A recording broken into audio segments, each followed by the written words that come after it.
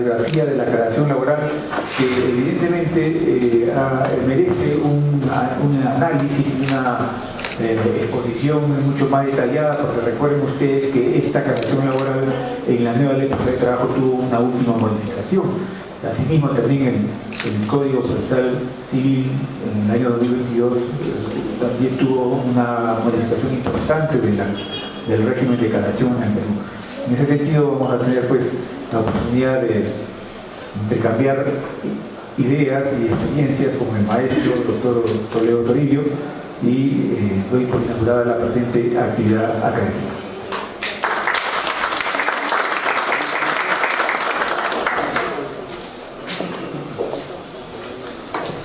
Señoras y señores, es momento de presentar al doctor Omar Toledo Toribio, abogado, magíster en Derecho y doctor en Derecho y Ciencia Política por la Universidad Nacional Mayor de San Marcos, juez supremo, integrante de la primera Sala Constitucional y Social Transitoria de la Corte Suprema de Justicia de la República, con estudios de maestría y magistratura en el Departamento de Posgrado de la Facultad de Derecho de la Universidad de Buenos Aires, Argentina. Estudios de litigación oral en el California Western School of Law en la Universidad de Medellín y en la Escuela Judicial Rodrigo Lara Bonilla de Colombia. Catedrático de posgrado en la Facultad de Derecho de la Universidad de San Martín de Porres. Profesor en la Maestría de Derecho del Trabajo en la Pontificia Universidad Católica del Perú. Catedrático de la Facultad de Derecho en la Unidad de Posgrado de la Universidad Nacional Mayor de San Marcos. Su más reciente publicación es La Nueva Casación Laboral, Análisis Doctrinario y Jurisprudencial de la Reforma introducida por la Ley 31699, publicado por la Gaceta Jurídica Lima 2025. De esta manera damos lugar a su exposición sobre el tema Radiografía de la Casación Laboral.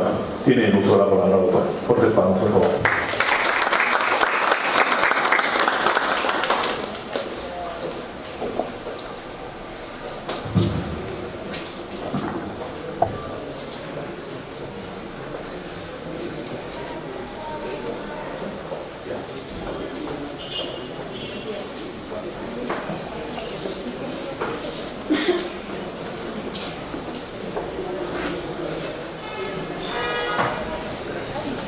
Buenas tardes. Señor doctor Ricardo Corrales Melgarejo, presidente de la Corte Superior de Justicia de Junín, de Corte Superior, a la que una vez más he sido invitado y en la que me encuentro sumamente contento por la hospitalidad que ha mostrado la presidencia de esta Corte Superior, que no refleja sino el aprecio mutuo que tenemos con el doctor Ricardo Corrales y con quien hemos compartido labores en la Corte Suprema de Justicia de la República. Saludo la presencia de la doctora Tania Araujo Vivas, distinguida profesional, especialista en materia laboral, profesora universitaria, quien participará con nosotros como panelista en este evento. La presencia del doctor Esaú Chancos, juez de esta distinguida Corte Superior y magíster por la Universidad San Martín de Porres. Y en esta oportunidad, precisamente, me voy a dirigir a ustedes para expresarles algunas ideas que tienen que ver con la reforma de la casación laboral que ha sido planteada a partir de la vigencia de la ley 31699 y que precisamente se publica el 1 de marzo del 2023 y que ha significado en el ámbito de la justicia laboral un cambio importante por un lado y una reivindicación por otro lado de algunas disposiciones y normas que ya estaban contenidas en la antigua Ley Procesal de Trabajo y que ahora precisamente han sido recuperadas o restablecidas. Me refiero a la facultad de la Corte Superior o de las salas superiores para constituir un primer filtro de calificación de la casación laboral, esto es, las condiciones de admisibilidad del recurso de casación, puesto que con la nueva ley procesal de trabajo se suprimió esta facultad de las salas superiores, convirtiéndolas en una suerte de mesa de partes que únicamente disponía la elevación de los expedientes a la Corte Suprema, lo cual ciertamente ha originado que la Corte Suprema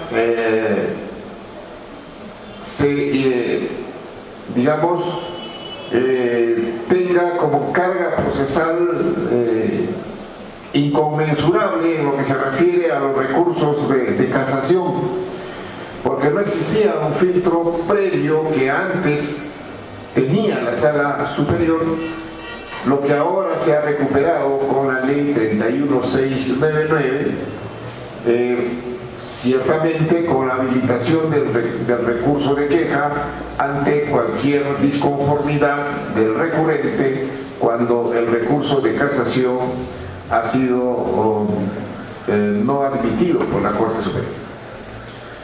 Pero contiene esta disposición que está vigente desde el 1 de mayo de 2023, avanzamos por favor, otras innovaciones de cara precisamente a la necesidad de patentizar el carácter de vértice de la Corte Suprema a efectos de que se constituya no en una instancia, porque la casación no es una instancia, sino más bien en una corte de casación que pueda establecer líneas jurisprudenciales a través precisamente de la uniformización de la jurisprudencia y además efectuar el control nomofiláctico de la aplicación normativa, ya sea de carácter material o adjetivo o procesal, ciertamente.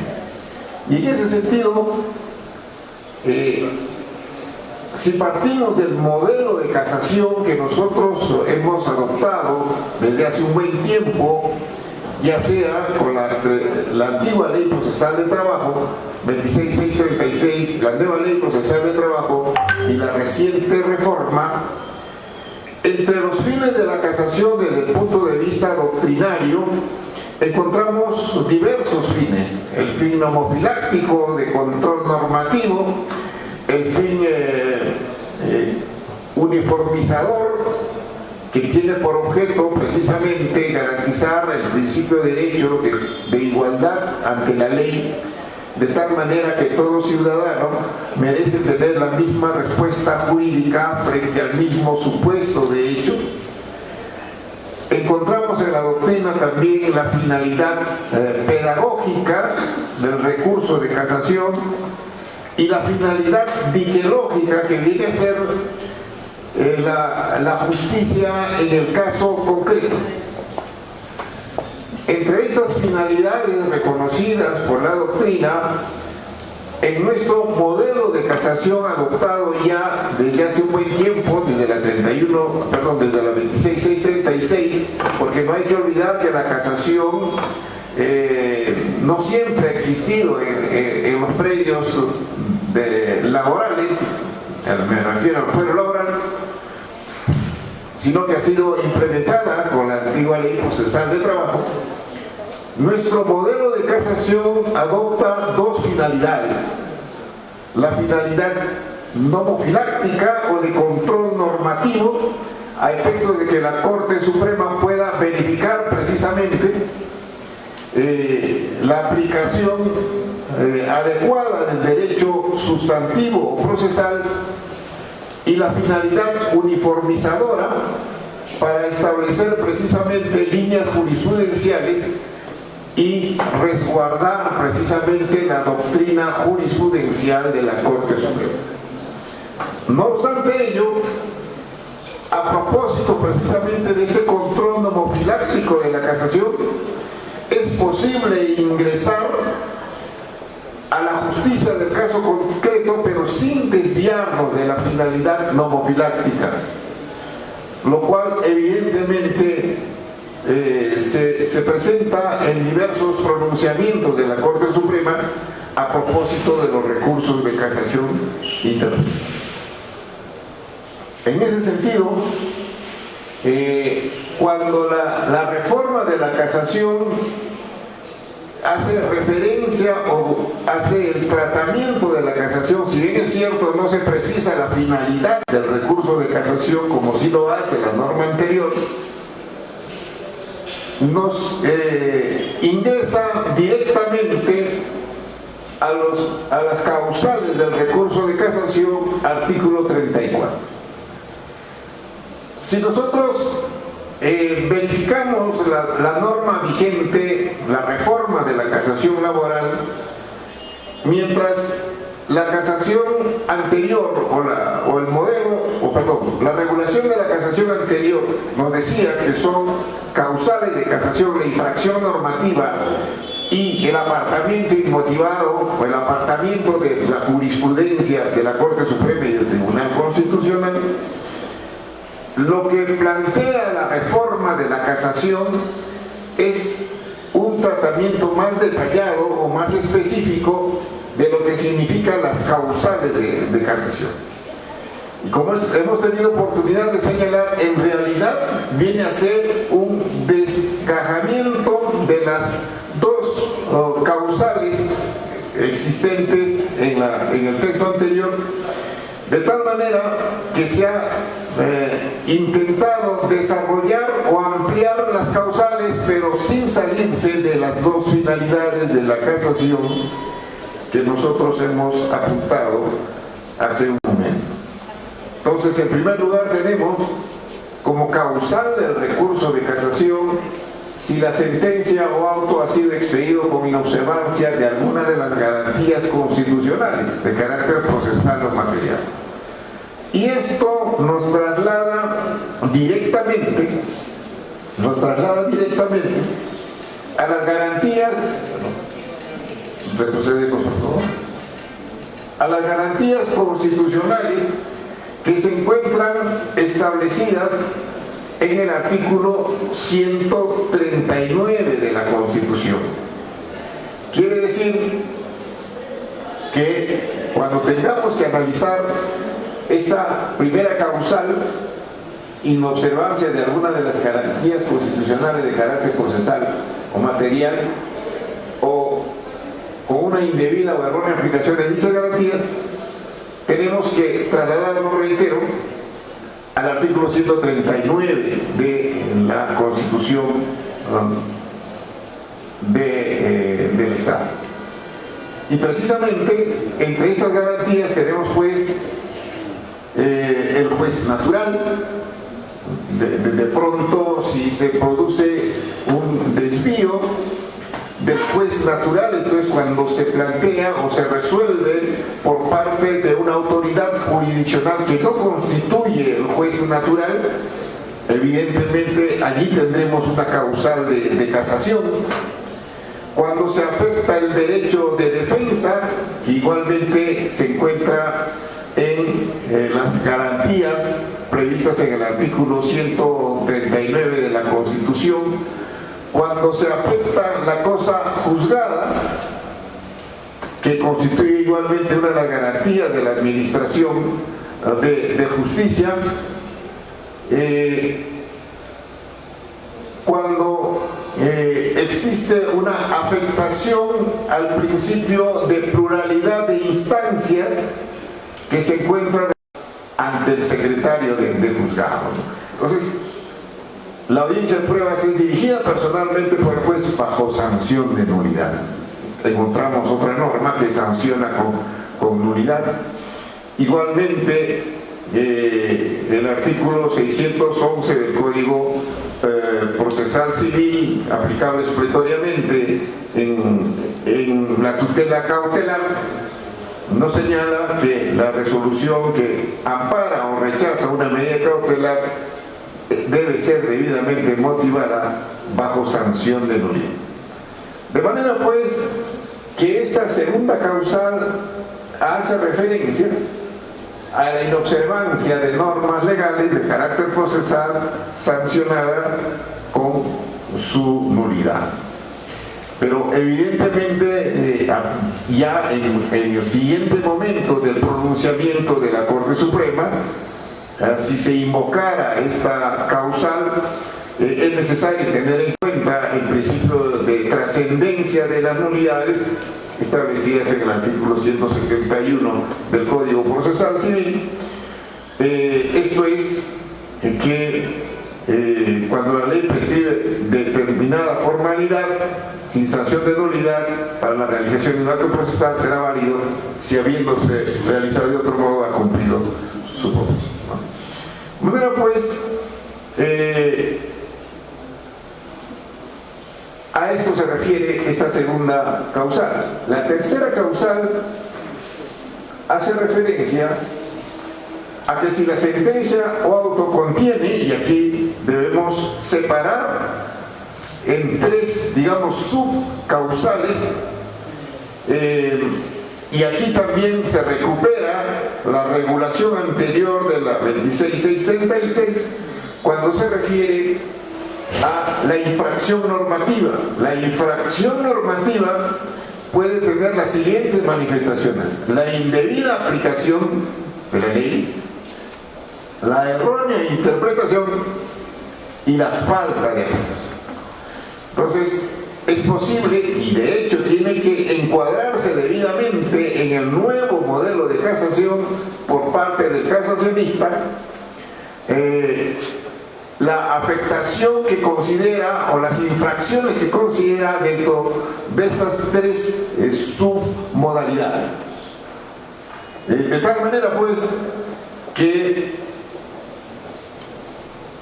no se puede admitir que se plantee como causal de casación o como infracción normativa apreciaciones genéricas como si se tratara de un recurso de apelación, porque no hay que olvidar que la casación es un recurso extraordinario que requiere una técnica depurada.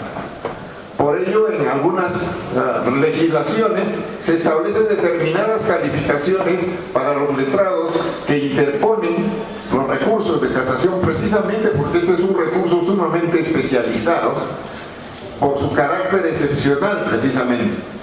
De tal manera que es necesario encuadrar debidamente la causal casatoria o las infracciones en una de estas tres submodalidades, si se quiere, de la infracción normativa: la indebida aplicación, errónea interpretación o falta de aplicación de la ley, tratados o acuerdos internacionales ratificados por el Perú en materia laboral y de seguridad social o de otras normas jurídicas necesarias para su aplicación. Entonces, es posible plantear en sede casatoria no solamente la infracción normativa de una norma interna, sino además de una norma interna de origen internacional, como se denominan a las normas de la Organización Internacional del Trabajo, precisamente por su incorporación automática a nuestro espectro legislativo a partir de su ratificación por el Perú.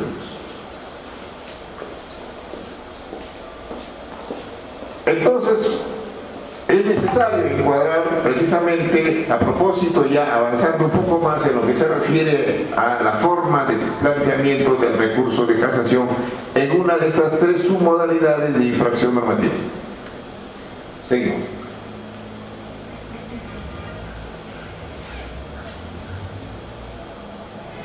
Luego tenemos la causal relativa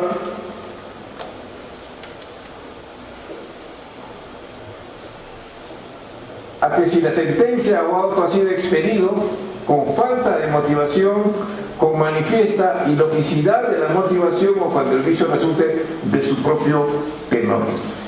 Debemos entender precisamente en esta causal que se refiere una vez más y de manera reiterativa a la garantía constitucional establecida en el inciso 5 del artículo 139 de la Constitución. Ciertamente no es una técnica muy depurada, que se refiere a la motivación de las resoluciones judiciales como garantía de la administración de justicia. Pero además, a la manifiesta ilogicidad de la motivación quiere decir que cuando nos encontramos frente a una motivación que precisamente transgrede las reglas de la lógica, o cuando el vicio resulte de su propio tenor, en realidad es una técnica no depurada que no llegamos a entender, pero en términos, digamos, de buena fe tenemos que entender que en general se refiere a la falta de motivación de las resoluciones judiciales, o la motivación deficiente, o la falta de lógica en el discurso que precisamente encontramos en el pronunciamiento jurisdiccional. Luego tenemos otra causal que se refiere precisamente a si la sentencia o auto se aparta de las decisiones vinculantes del Tribunal Constitucional o de la Corte Suprema de Justicia de la República. Y ciertamente, en primer lugar, se está haciendo referencia al precedente constitucional vinculante que está regulado en el artículo 6º del título preliminar del vigente Código Procesal Constitucional, que hace referencia precisamente que el Tribunal Constitucional puede establecer, a propósito de un caso concreto, determinadas reglas que constituyen precedente vinculante. Y respecto a los precedentes vinculantes del Tribunal Constitucional, en materia laboral tenemos diversos precedentes vinculantes emitidos por el Tribunal Constitucional que tienen connotación laboral, algunos de los cuales ha tenido repercusión en lo que se refiere a la jurisprudencia laboral, como es el precedente vinculante Huatuco, que ciertamente ha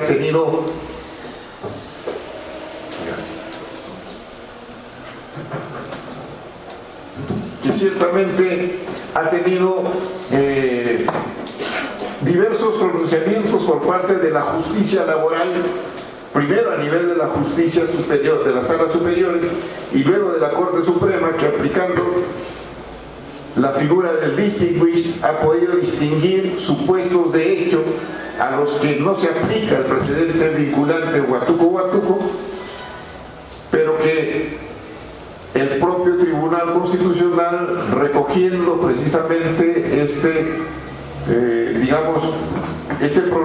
parecer de la justicia laboral en la sentencia de amparo de Cruz Llamos, corrige el precedente y establece que no se puede aplicar a los obreros municipales, y luego ya hemos tenido otros pronunciamientos del Tribunal Constitucional señalando que no se aplica cuando el trabajador carece de la expectativa o la posibilidad de progresión en la carrera, o cuando se ha afectado derechos fundamentales que en términos actuales se denominan derechos de titularidad inespecífica en el seno de la relación laboral. Entonces, pero queda como causal precisamente el apartamiento de las decisiones vinculantes del Tribunal Constitucional, salvo, claro está, la posibilidad de distinguir a través de la figura de distinguir el supuesto de hecho de algún precedente que podríamos comentar en determinado caso. Entonces, el primer producto jurisprudencial a que se refiere la ley precisamente tiene que ver con los precedentes vinculantes del Tribunal Constitucional, y además de las decisiones vinculantes de la Corte Suprema de Justicia de la República. Y aquí encontramos, en términos actuales, a partir precisamente de la modificación del código, de la nueva ley orgánica del Poder Judicial, mediante la ley que reforma la casación civil, que estatuye los acuerdos plenarios a través de la modificación del artículo 112 de la ley orgánica del Poder Judicial. Tendríamos entonces los siguientes productos jurisprudenciales. el pleno casatorio laboral, que está contemplado en el artículo 40 de la nueva ley procesal de trabajo, y que en nuestro medio ya tenemos un primer pleno casatorio laboral que tiene que ver con la posibilidad de contratar trabajadores obreros municipales bajo el régimen CAS. Este ha sido el primer pleno casatorio laboral de carácter vinculante.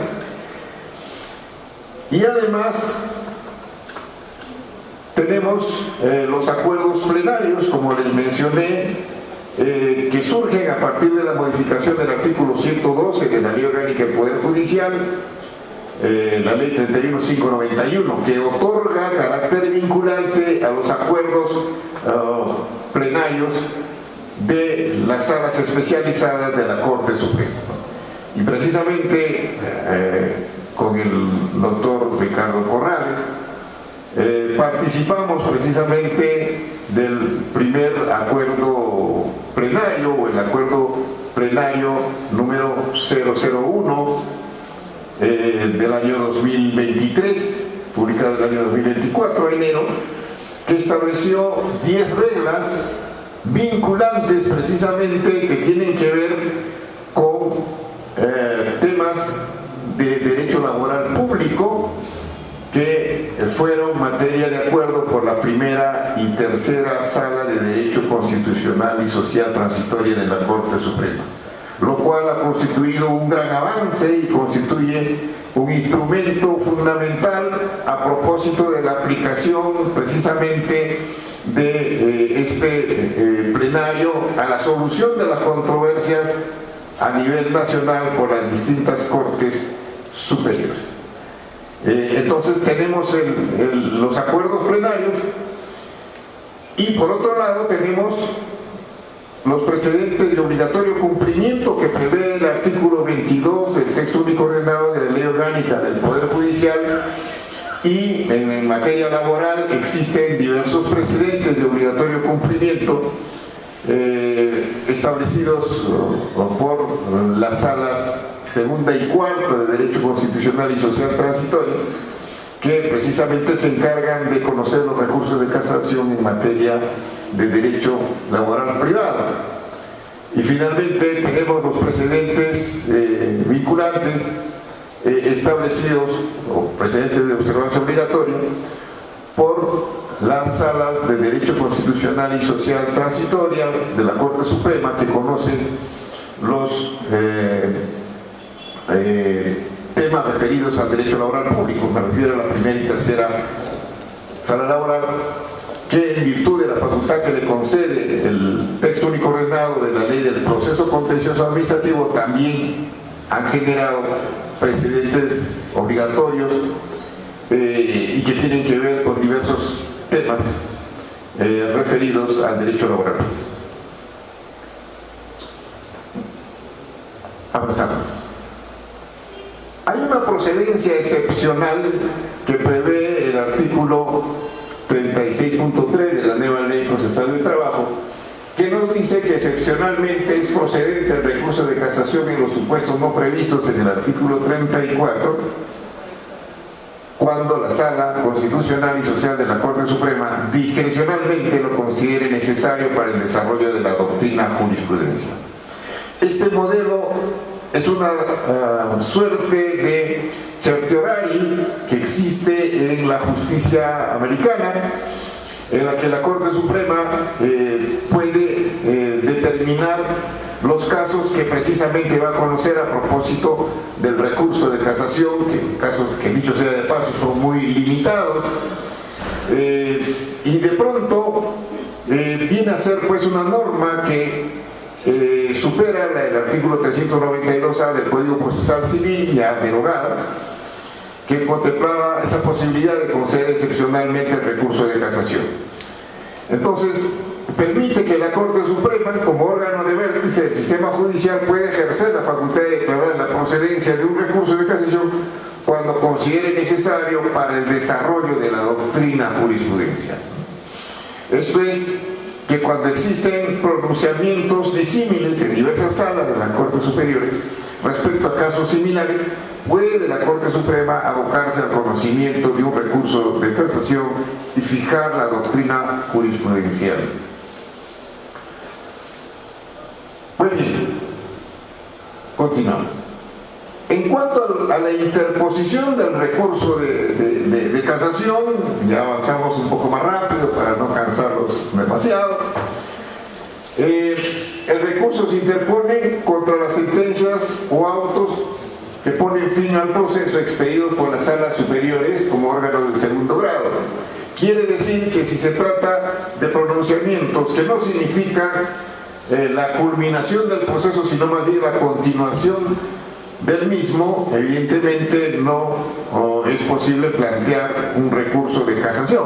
Y esto puede ser materia de control de admisibilidad por la Corte Superior. Y además se ha extendido pues precisamente la summa gravaminis a propósito de la interposición del recurso de casación. Como se sabe, la cuantía de la causa va en razón directamente proporcional a la complejidad de la misma, de tal manera que a mayor cuantía se considera que el conflicto en materia de controversia es más complejo y en consecuencia, por eso es que en este caso se plantea una summa gravaminis que en este caso se ha extendido a las 500 unidades de referencia procesal para poder acceder al recurso de casación, lo cual también puede ser materia de control de admisibilidad por la Corte Superior. Seguimos. El recurso de casación se interpone ante la Sala Superior que emitió la resolución impugnada. Es la única posibilidad de plantear casación, esto es ante la Sala Superior que emitió la resolución impugnada. No prevé la ley la posibilidad de plantear una casación directa, y dentro del plazo de 10 días contados desde el día siguiente de notificada la resolución que se impugna más el término de la instancia cuando corresponde. Ciertamente aquí tenemos que tener en cuenta, y a propósito de la notificación electrónica que se ha acentuado a partir de la pandemia, los pronunciamientos del Tribunal Constitucional y de la Corte Suprema respecto al cómputo del plazo cuando se trata de la notificación electrónica, de tal manera que el plazo se empezará a contar después del segundo día posterior a la notificación de la sentencia. Con esa precisión precisamente debe tenerse en cuenta el plazo de 10 días y admutando el arancel judicial en los casos en que se está obligado a plantear o pagar el arancel judicial, salvo en el caso de los trabajadores que están exonerados hasta en un 50%. Continuamos.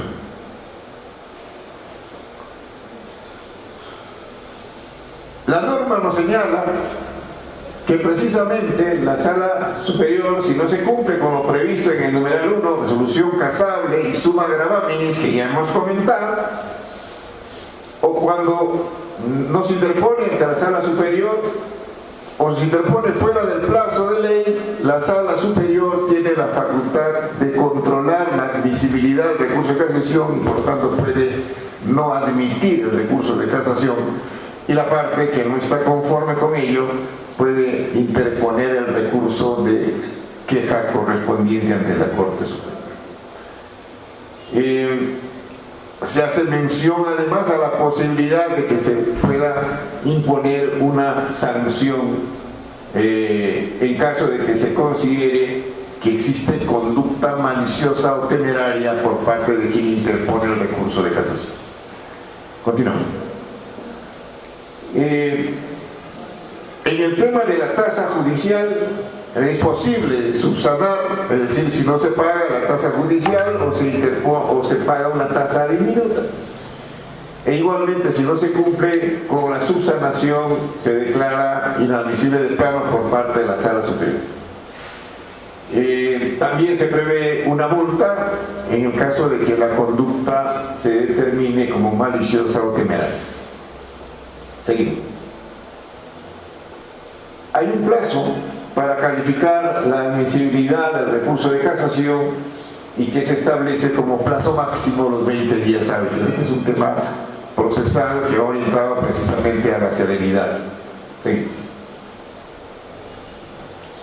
Si la Sala Superior admite el recurso de casación, eleva copia inmediata, de tal manera que la bandeja de la Corte Suprema inmediatamente está incorporada con recurso de casación una vez que la Sala Superior lo ha elevado, ¿no? Y bueno, es necesario notificar a las partes con la admisión del recurso y del recurso correspondiente. Continuamos. En el artículo 36 establece una serie de recomendaciones, una suerte de, así como existe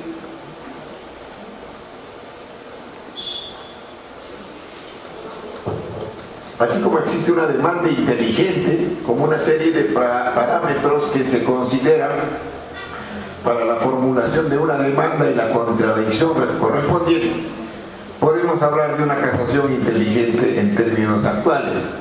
Y la propia ley nos establece algunos parámetros, recomendaciones para poder formular un recurso de casación. Y esto no solamente para facilitar el trabajo jurisdiccional, sino además para que las partes puedan plantear de manera adecuada el recurso de casación y evitar que pueda ser desestimada, declarada improcedente en su caso si no es inadmisible. Entonces, indicar separadamente cada causal invocada, se recomienda enumerar cada causal invocada. Reitero, no es posible plantear un recurso de casación al estilo de un recurso de apelación, porque la casación tiene que ser concreta, referida únicamente a la infracción que se plantea. Esto permite a la sala de calificación poder distinguir cada una de las causales invocadas y en su caso declarar la procedencia o improcedencia de algunas o todas las causales. Luego se plantea y se recomienda y se señala como requisito citar concretamente los preceptos legales que consideren erróneamente aplicados o inobservados, expresando específicamente cuál es la aplicación que pretende. Es decir, no es suficiente con señalar los preceptos que se considera erróneamente aplicados o inobservados, sino además especificar cuál es la aplicación que se pretende, lo cual es sumamente importante puesto que completa el discurso del casacionista para que pueda la Corte correspondiente poder entender debidamente el planteamiento del casacionista. Precisar el fundamento, los fundamentos doctrinales o legales que sustenten su pretensión, expresar específicamente cuál es la aplicación que pretende, es decir, qué se pretende a partir del planteamiento del recurso de casación de la infracción normativa que se arguye. Y esto es sumamente importante puesto que se tratan de requisitos que de no ser observados puede generar precisamente que se declare la improcedencia del recurso de casación, tanto más si estamos ante un recurso sumamente restringido, excepcional, que requiere por lo tanto de una calificación igualmente estricta. Pues bien, avanzamos.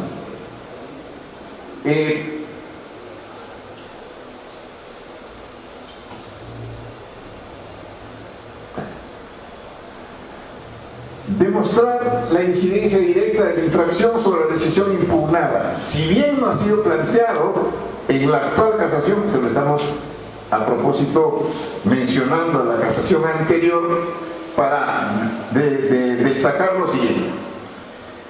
Esta causal no ha sido planteada de manera expresa en la casación actual, pero sin embargo,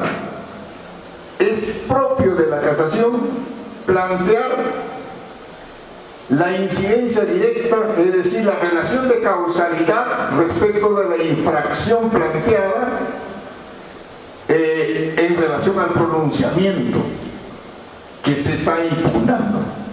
En otras palabras, y el término más sencillo, exponer ante el Tribunal de Casación que si no se hubiera incurrido en la infracción que se denuncia, el resultado hubiera tenido otro sentido, la historia hubiera sido otra, en palabras más sencillas. Esa es la incidencia directa, que reitero, si bien es cierto, no se plantea como una causal expresa y por supuesto como consecuencia la declaratoria de improcedencia por no haber precisado la incidencia directa, corresponde por doctrina y por naturaleza propia de la casación de que se tenga que expresar ese vínculo de causalidad, ese nexo respecto de la infracción y la consecuencia del pronunciamiento.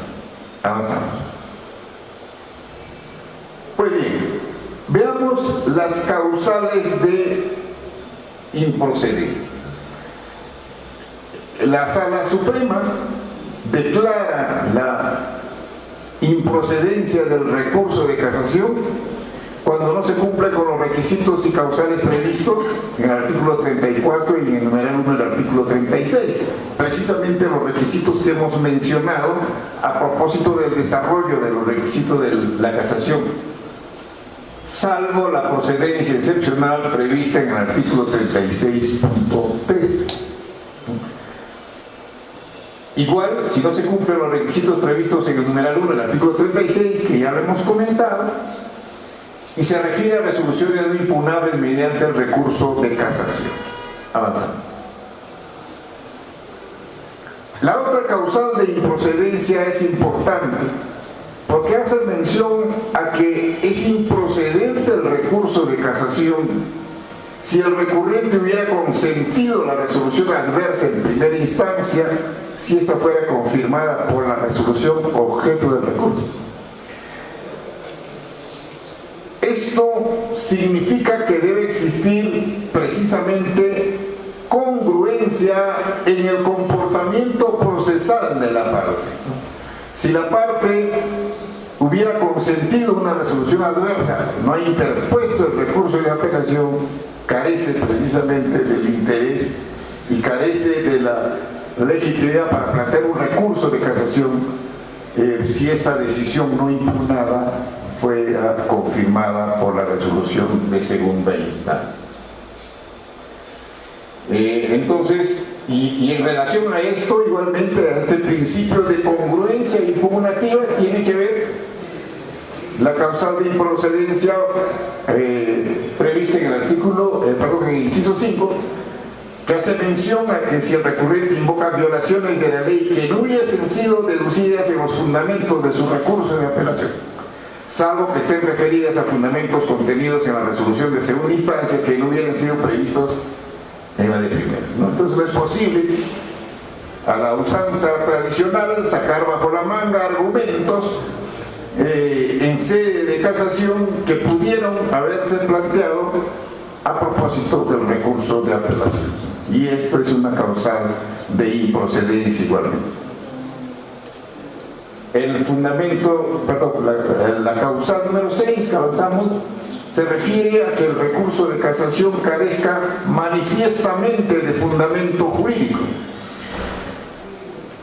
Es decir, si la casación ha sido planteada o las infracciones han sido planteadas sin los fundamentos correspondientes que exige la ley, evidentemente estamos ante una causal de improcedencia.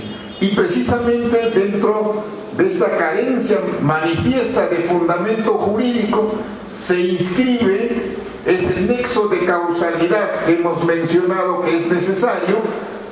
Esto es la incidencia directa.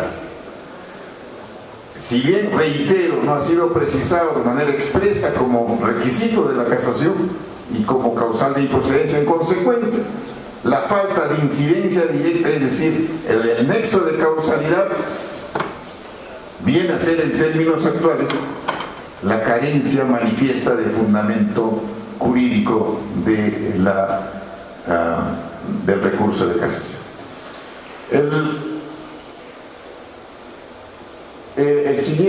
La siguiente causal, retrocedemos un poquito, cuando se hubiese desestimado en el fondo otros recursos sustancialmente iguales y el recurrente no presenta argumentos suficientes para que se modifique el criterio de doctrina jurisprudencial ya establecido. No hay que olvidar que se hace referencia al criterio o doctrina jurisprudencial. Quiere decir que los criterios jurisprudenciales ya asentados, ya establecidos por la Corte Suprema, precisamente, y a propósito de ello se han desestimado otros recursos, es causal de improcedencia del recurso de casación.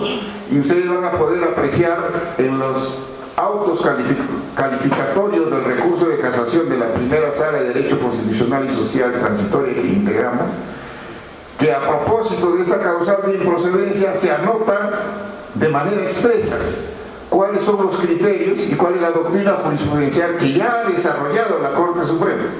Ejemplo, si estamos ante un caso vinculado a la bonificación del 30% por preparación de clases y 5% por preparación de documentos, ya existe doctrina jurisprudencial establecida que será con la remuneración total íntegra, así de manera enfática. Y en consecuencia, si se plantea recurso de casación planteando una tesis distinta, es posible declarar la improcedencia de la casación. Y en los autos calificatorios de la primera sala de Derecho Constitucional y Social Transitoria se está señalando: la casación es improcedente porque se han desestimado en el fondo otros recursos sustancialmente iguales, como es el caso de la casación A, B, C, D, de manera expresa, con número de casación, año y procedencia. De tal manera que el justiciable evidentemente tiene derecho a recibir una respuesta jurisdiccional en ese sentido, ¿no? Pero no es suficiente con decirle que la infracción evidentemente ha sido desestimada en casos sustancialmente iguales. Es necesario señalar cuáles son esos casos, ¿no? Y la primera sala de Derecho Constitucional y Social Transitoria lo está señalando de esta forma. Sí. Igualmente, es improcedente la casación si la sentencia de segunda instancia confirma la de primera instancia, ¿no? Es lo que se conoce con el doble conforme, ¿no? Con el doble conforme. No obstante, procederá el recurso si se presente interés casacional, que se produce cuando la resolución recurrida se oponga a la doctrina jurisprudencial de la Corte Suprema de la Justicia de la República, o cuando resuelva puntos o cuestiones sobre los que existe jurisprudencia contradictoria de las salas laborales superiores. Y esto es muy importante. Y vamos a plantear como ejemplo lo que se ha presentado de cara precisamente a la modificación legislativa de la casación. Y nuevamente recurro al ejemplo de la bonificación por preparación de clases del 30% más 5% por preparación de documentos en función a la remuneración total o íntegra. Sucede que en muchos casos, a nivel de la Corte Suprema, se ha definido, ya sea declarando infundada la casación de la demandada o declarando improcedente la casación y confirmándose la sentencia de la sala que resuelve precisamente que se debe calcular con la remuneración total o íntegra. Muchas veces nos hemos encontrado con autos en ejecución de sentencia que aprueban liquidaciones excluyendo determinados incrementos remunerativos o conceptos remunerativos, a contrapelo de la doctrina jurisprudencial de la Corte Suprema. En puridad, no procedería el recurso de casación porque se trata de un auto expedido en ejecución de sentencia. Sin embargo, a partir de esta posibilidad excepcional y por interés casacional, como apreciamos que el auto está afectando la doctrina jurisprudencial ya fijada por la Corte Suprema y por la necesidad de preservar la doctrina jurisprudencial, hemos estado declarando procedente el recurso de casación. Aquí está presente el doctor Corrales, igualmente desde el año pasado, y la Corte Suprema ya en el fondo ha tenido que corregir precisamente a través del pronunciamiento del fondo estas resoluciones que en ejecución de sentencia estaban desvirtuando el mandato judicial, que incluso actualmente ya es un mandato legal, ¿no? Porque hay una ley que lo establece de manera expresa, como el año 2022, ¿no? Que es con la regulación total o íntegra, ¿no? Bien. Cuando el pronunciamiento sea en distancia sea anulatorio, evidentemente en esos casos no procede el recurso de casación, puesto que la causa aún no ha concluido. Sí. Bueno, lo que hemos comentado, ¿no? La improcedencia puede afectar a todas las causales invocadas o referirse solamente a alguna de estas. Y la resolución que se pronuncia sobre la procedencia o improcedencia se expide en el plazo de 30 días con el voto conforme de 3 jueces supremos.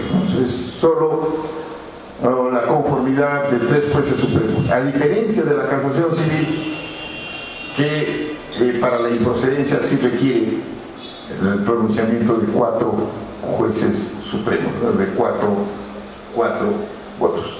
No sé si estamos todavía dentro del tiempo para continuar. ¿Continuamos? Muy bien. Sí. Por otro lado, aquí hemos enfocado un tema que hemos denominado la perención del recurso de casación, ¿no? ¿Qué nos dice la ley? ¿Qué nos dice la ley precisamente? Que la audiencia de casación se instala con la concurrencia de las partes, quienes pueden informar sin necesidad de que hubiesen pedido el uso de la palabra. Eso es evidente y corresponde a un proceso de legalidad. Y la perención significa de que la falta de comparecencia injustificada del abogado de la parte recurrente da lugar a que se declare improcedente el recurso de casación. Y esto, desde mi punto de vista, es una norma que afecta en cierta forma, eso lo hemos mencionado incluso por escrito en una publicación, afecta la posibilidad del acceso a la tutela jurisdiccional, en este caso la tutela recursiva, especialmente cuando se trata de controversias en las que se encuentran de por medio o personas que están planteando reclamaciones que no tienen un significado económico considerable, ¿no? Se está reclamando derecho laboral público, me refiero, se reclama pues aumentos de 30 soles mensuales, incrementos como el incremento del FONAVI, que son sumas bastante modestas, ¿no? Y entonces, en muchos casos el justiciable, demandante, reclamante no tiene la posibilidad pues, de sufragar los gastos del abogado para que concurra a la audiencia de casación. Y por otro lado, no hay que olvidar que los beneficios sociales tienen carácter alimentario, ¿no? La Corte Interamericana de Derechos Humanos, en el caso Fevapor versus Perú, ha señalado que no solamente tienen carácter alimentario, sino de subsistencia. Y en consecuencia creo que de pronto la no posibilidad de sufragar la presencia de un abogado ante la audiencia de casación, o en algunos casos de pronto la irresponsabilidad de algunos letrados que pueda producirse al no concurrir a la audiencia, puede afectar al justiciable, ¿no?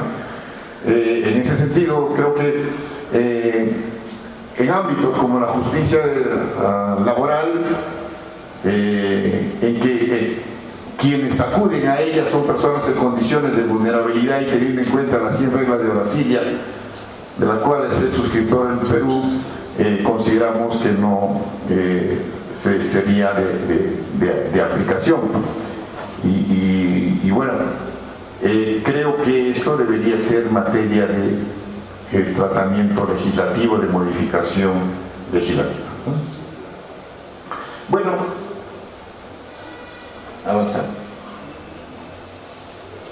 Y bueno, este es el tratamiento del trámite de la audiencia de casación sobre el orden de la intervención de los abogados.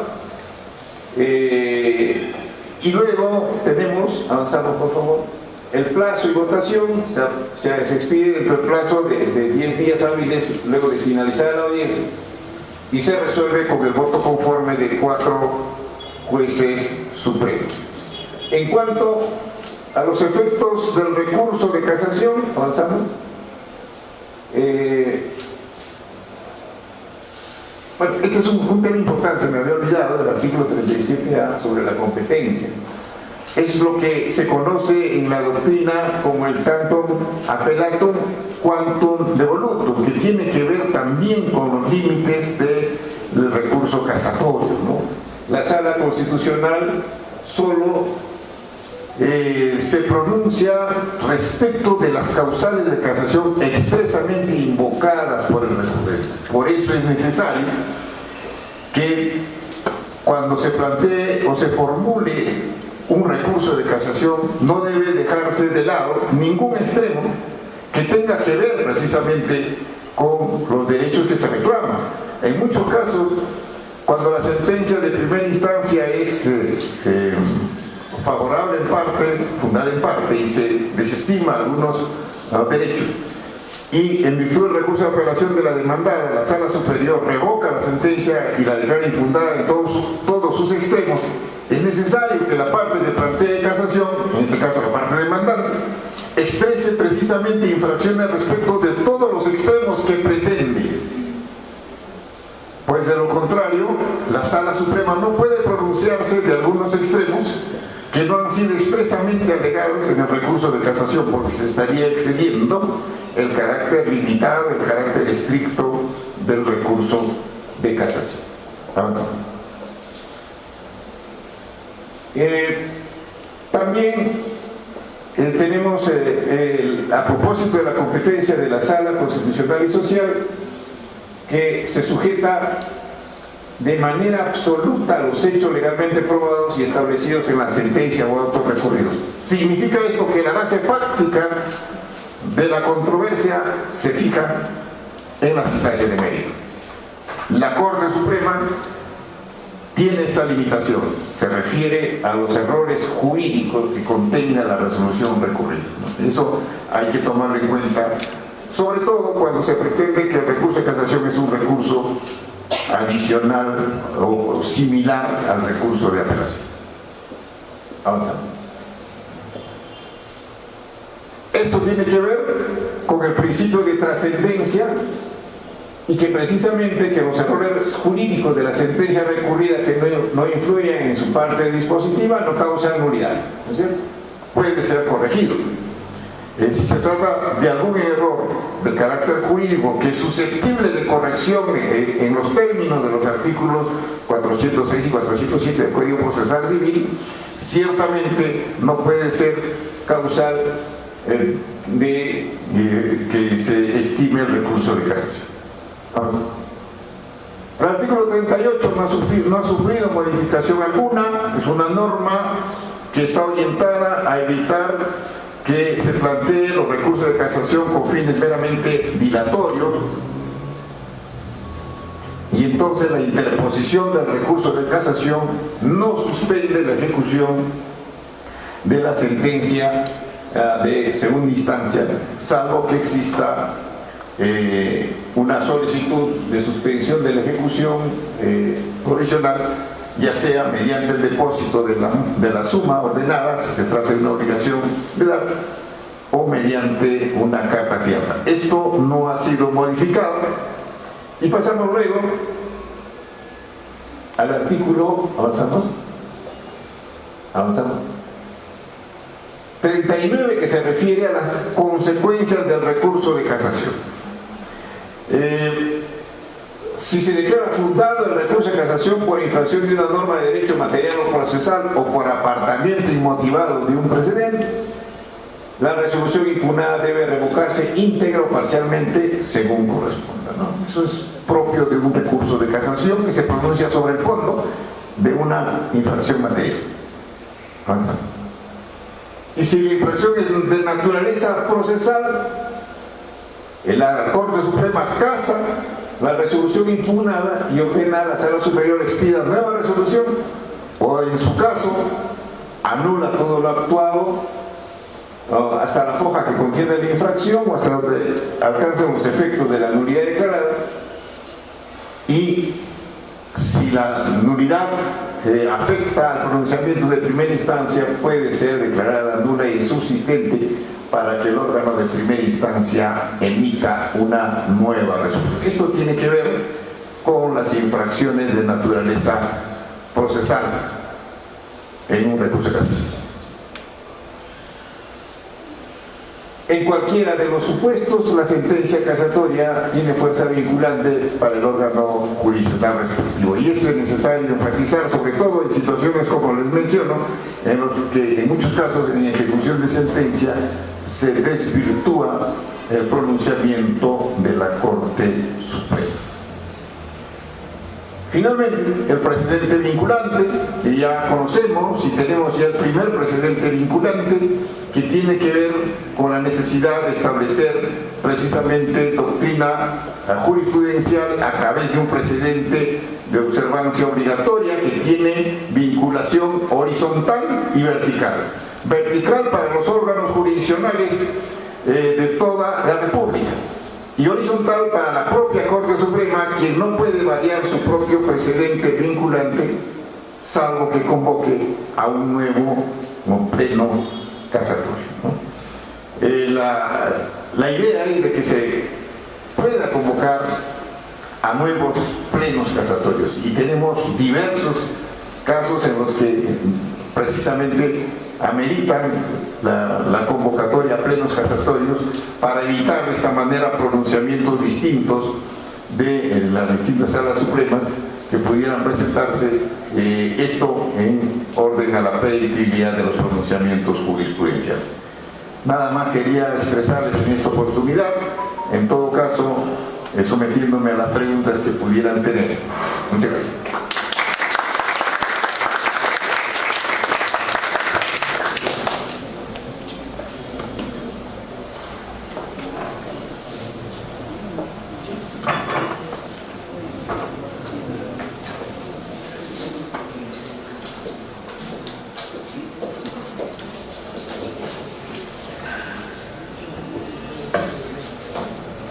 Agradecemos al doctor Omar Toledo Toribio por los invaluables saberes compartidos a esta audiencia.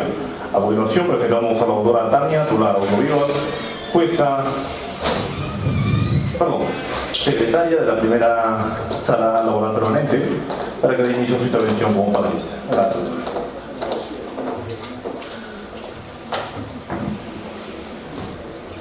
Doctor Omar Toledo Toribio, juez supremo de la Corte Suprema de la República, señores jueces y juezas, así como los colegas presentes que hoy nos acompañan en la tarde y noche, ¿no?, que ya estamos arribando. Quería felicitar al doctor y agradecer por la brillante exposición y tan clara y precisa sobre los cambios que se han venido observando respecto a este recurso extraordinario como es la casación. Hablar de la casación no solo nos trae a la mente la ley 29497, sino nos trae también a colación una serie de normas que nacen a raíz de la Ley Orgánica del Poder Judicial en el año de 1991, que es donde recién comienza a existir esta figura procesal. Posteriormente, con la ley 26.636 del año 1993, también comienza a establecer la regulación respecto a la aplicación del recurso de casación en el ámbito laboral. Así, en el 2010 hemos tenido con la ley 29497 la regulación un poco más clara y firme respecto a lo que se debe de realizar. Ahora, con la ley 31.699, hemos podido observar cuáles son los cambios que se tienen respecto a su aplicación y que son de notable importancia para todo lo que es el trabajo jurisdiccional. Dentro de la explicación que nos ha podido brindar el doctor Toledo, ha abordado temas muy importantes, como son la finalidad del recurso extraordinario de casación, tal y como su nombre lo denomina, extraordinario. Y dentro de las finalidades nosotros podemos observar una de ellas la nomofiláctica y también la uniformizadora. Aquí nace mi primera pregunta, doctor Toledo. También ha podido abordar la finalidad diquelógica.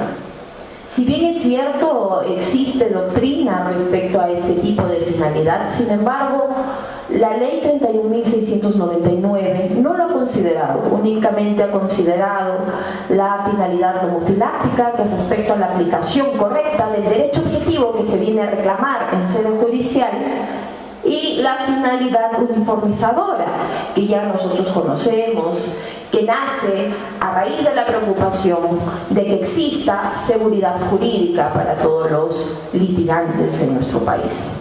Esa es la primera pregunta.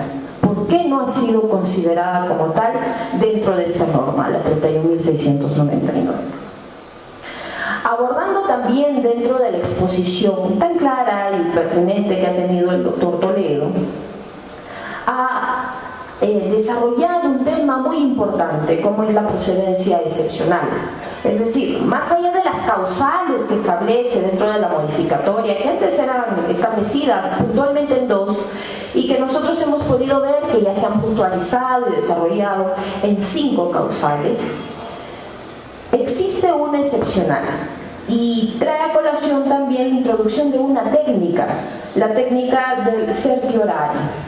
Esta técnica nos da a entender que en base a la vulneración o a la posible vulneración de un derecho constitucional, como es la motivación de las resoluciones judiciales, que se encuentra en el inciso 5 del 139 de nuestra Constitución, la Corte Suprema se permite abordar la revisión del caso en sí que se haya invadido de esta característica.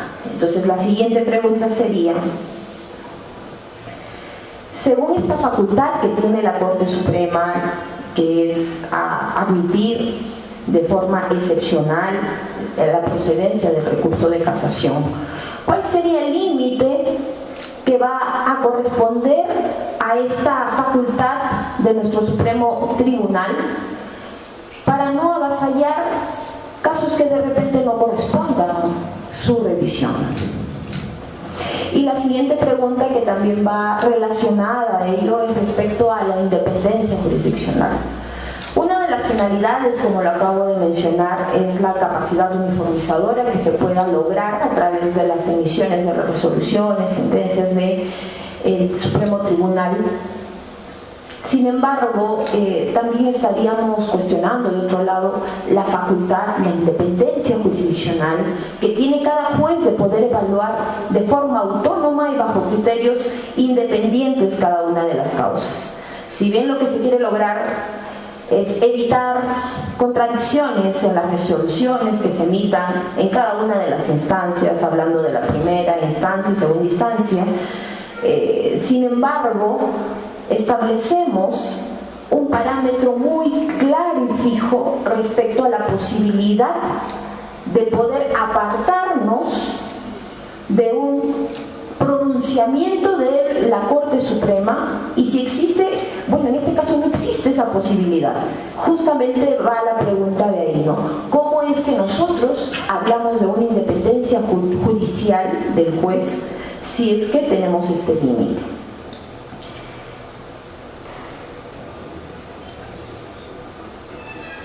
Y finalmente, saltan algunas dudas también respecto a la vinculatoriedad que tienen las resoluciones que emite la Corte Suprema. Nos ha mencionado el doctor Toledo sobre las casaciones en sí que resuelven, pero hemos visto también que ha habido ciertos cambios de criterio ya de la experiencia propia que se tiene en la primera sala laboral sobre la admisión de recursos de casación, esto en la segunda sala constitucional y social de derecho de la Corte Suprema. Y se han estado presentando recursos de queja, los mismos que han sido declarados fundados, y que estarían vulnerando de una u otra forma el procedimiento que se tendría y se había establecido ya hace unos años para poder elevar los cuadernos, digámoslo así, o elevar el expediente principal.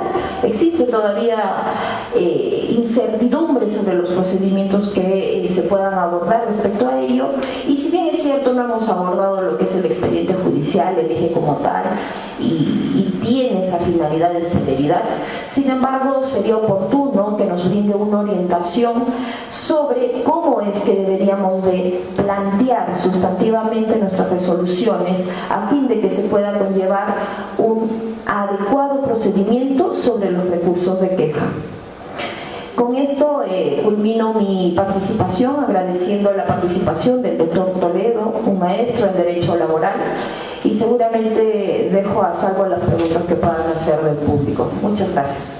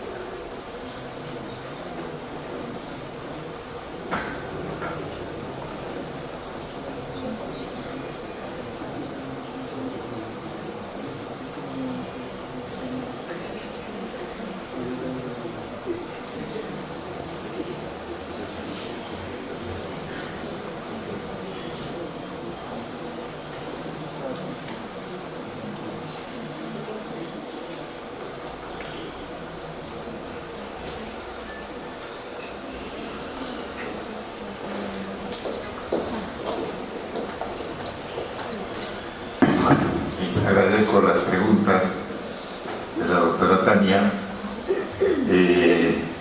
que precisamente revelan su conocimiento y además su expertise a propósito de la actuación jurisdiccional que en determinado momento y hasta no hace mucho ha desarrollado como magistrada. En lo que se refiere a la finalidad y que lógica es las finalidades que establece la doctrina en cuanto a la casación son varias, como hemos mencionado: la finalidad nomofiláctica, uniformizadora, antiquelógica, finalidad pedagógica. Sin embargo, en la doctrina y en la legislación comparada se admite sobre todo estas dos finalidades, la finalidad nomofiláctica y la finalidad uniformizadora. Evidentemente es opción legislativa, pero yo entiendo que el peligro de establecer una finalidad diquelógica como finalidad del recurso de casación sería el riesgo de que se interprete el recurso de casación como un recurso adicional, como si fuera un nuevo recurso de casación, perdón, de apelación, en el que se puede plantear incluso hechos e interpretación de hechos o valoración probatoria. Y en consecuencia entiendo que por ello es que se limita a estas dos finalidades, lo cual no impide, como hemos mencionado, que a propósito del análisis o del control normativo, la finalidad nomofiláctica, se pueda establecer en cada caso la justicia en el caso concreto, precisamente a propósito del recurso de casación, pero sin salirse de la finalidad nomofiláctica, ¿no? Y bueno, y sobre eso existen pronunciamientos de la Corte Suprema.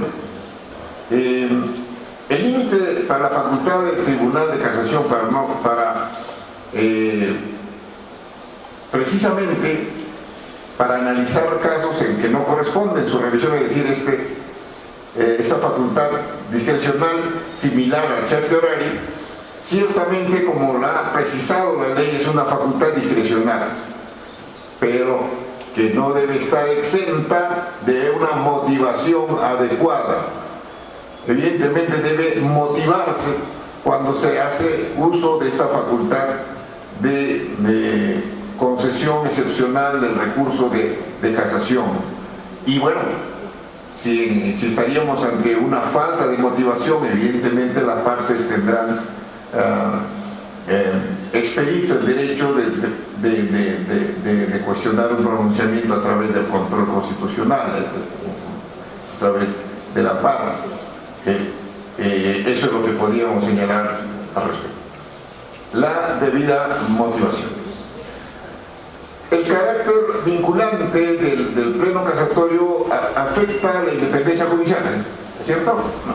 Bueno, siempre se ha discutido el tema incluso del famoso choque de trenes, ¿no? Cuando el Tribunal Constitucional plantea un precedente vinculante y el Poder Judicial, en función de la potestad de administrar justicia reconocida de manera exclusiva por la Constitución, plantea un parecer distinto, ¿no? Entonces, evidentemente, en estos casos se trata de un tema que tiene que ver con la uniformización de la jurisprudencia, con el carácter de corte de veres. Sin embargo, esto no impide a que, utilizando la figura del distinguish, se pueda, digamos, establecer supuestos de inaplicación de un precedente cuando se trata de supuestos de hecho que no están contenidos en cuanto al recurso de queja, precisamente me ha expresado algunos detalles la doctora Tania en lo que se refiere a la elevación del recurso de apelación en un ámbito del expediente judicial electrónico.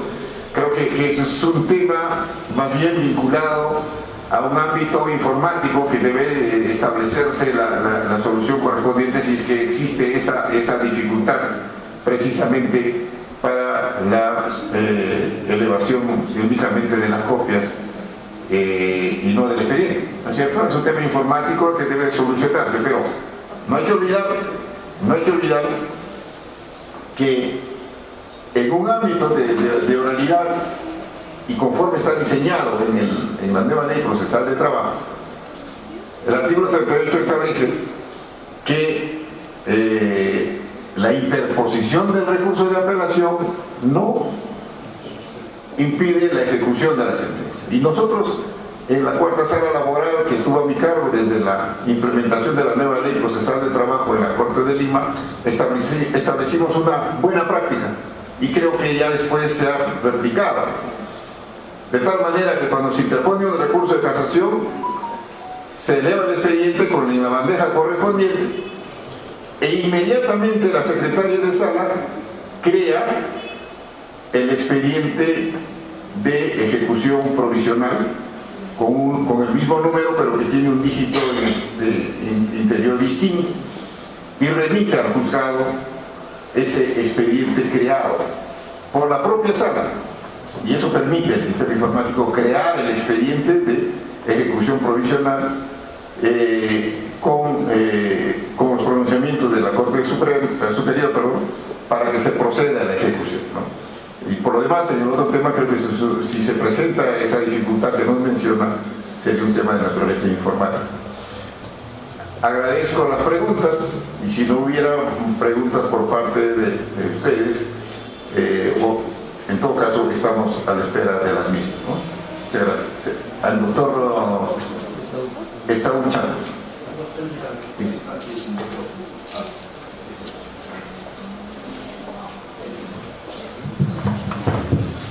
En principio, doctor Martorell, agradecer su participación, que en realidad engalana este mes de julio, que es considerado el mes del derecho laboral y procesal laboral. La alegría es recíproca, ¿no?, de esta corte, lo recibimos de la mejor manera, doctor. Tres inquietudes. Una, doctor, El doctor Javier Arévalo Vela, ¿no? Que también, ¿no?, tiene publicados sus libros y ha tenido la oportunidad de disertar, señalaba que estadísticamente, ¿no?, obviamente con la ley de casación anterior, el 90-95% eran declarados improcedentes. Entonces, siendo un mínimo porcentaje, ¿no?, en el que se declaraba la casación. Entonces, la pregunta es si ese comportamiento, ¿no?, con la nueva ley, existe la posibilidad de hacer un comparativo o sigue en el mismo porcentaje, ¿no?, de declaración de improcedencia de estos recursos de casación. 1. 2. Previo a la nueva ley de casación laboral fue una modificación en lo que es la ley de casación a través de la modificación del Código Procesal Civil. Entonces, ¿de qué manera, la pregunta es, si esta casación que se ha modificado el Código Procesal Civil tenga alguna injerencia directa o indirecta, ¿no?, para su utilización en materia laboral, dado que nosotros tenemos una norma especial, ¿no?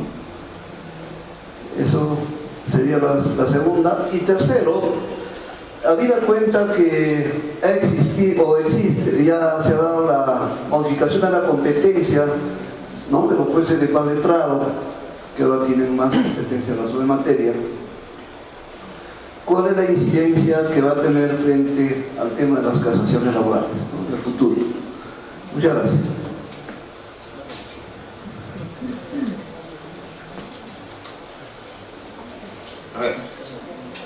Bien, en cuanto a la incidencia de la improcedencia, ciertamente con el nuevo modelo de casación, con esta ley de reforma de la casación laboral, ya la Corte Suprema tiene mayores elementos o instrumentos o recursos para poder calificar el recurso de casación, es decir, el doble conforme y la suma gravamen que ha sido incrementada. Eso evidentemente va, y de hecho está determinando que el índice de improcedencias se incremente de manera considerable, ¿no? Con estos dos instrumentos que se tienen y que se han introducido por esta nueva ley. En cuanto a la modificación de la casación civil, ¿se refiere al proceso laboral de derecho público? Sí, previo a la modificación de la ley que se dio en 2000. ¿En el proceso laboral, contencioso administrativo laboral, o se refiere al proceso ordinario? Al proceso ordinario.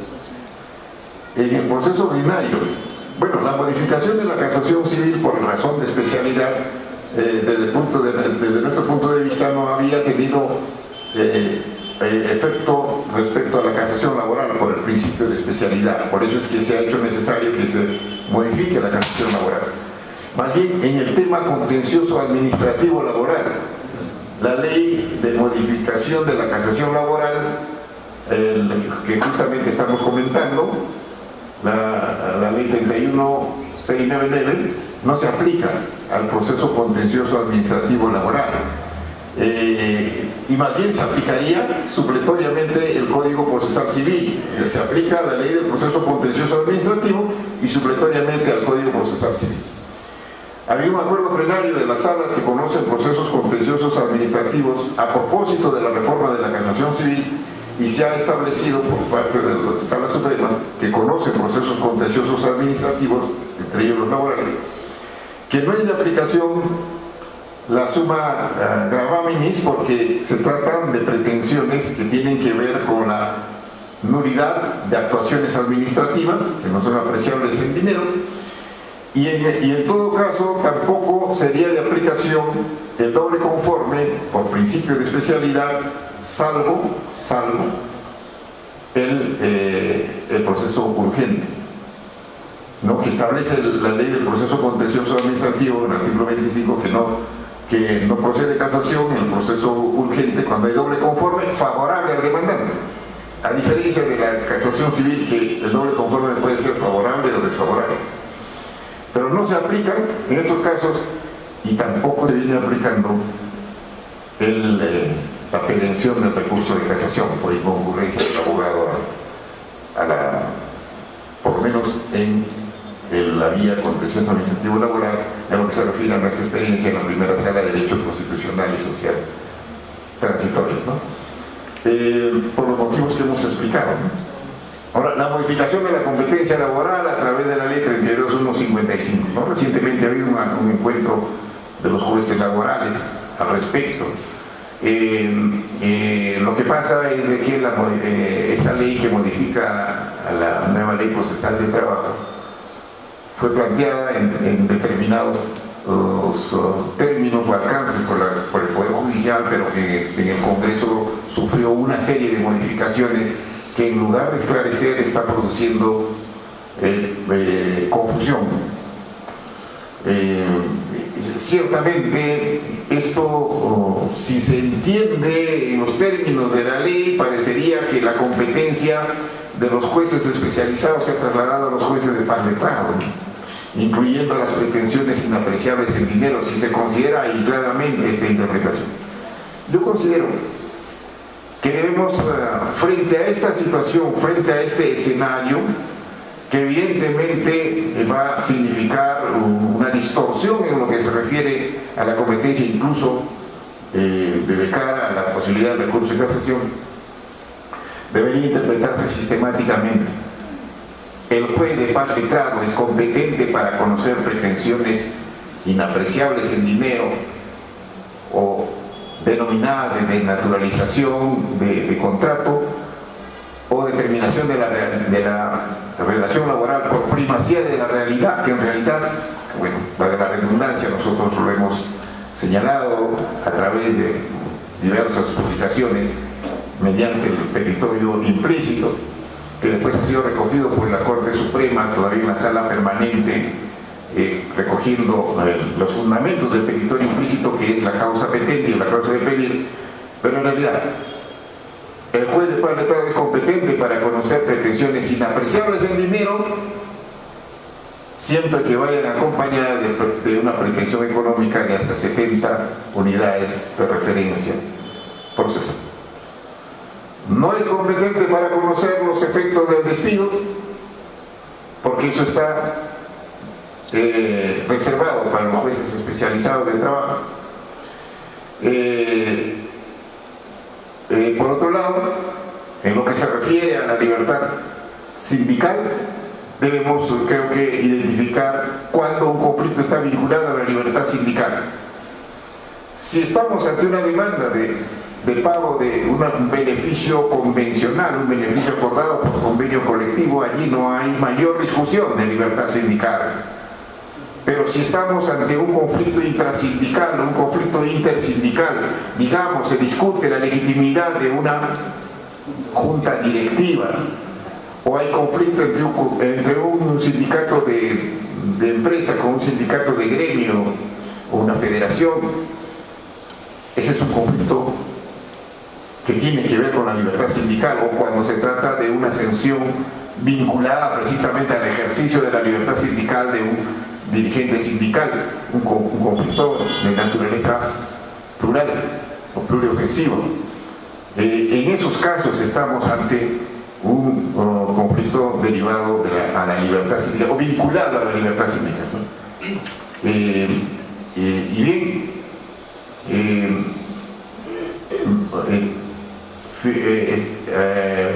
ojalá haya respondido su pregunta, estimado doctor Rochamos.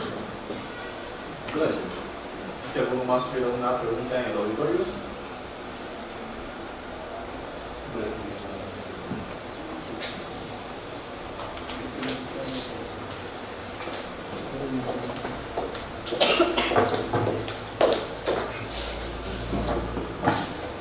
Bien, señoras y señores, antes de proseguir, anunciamos el enlace para acreditar la asistencia a todos los usuarios en la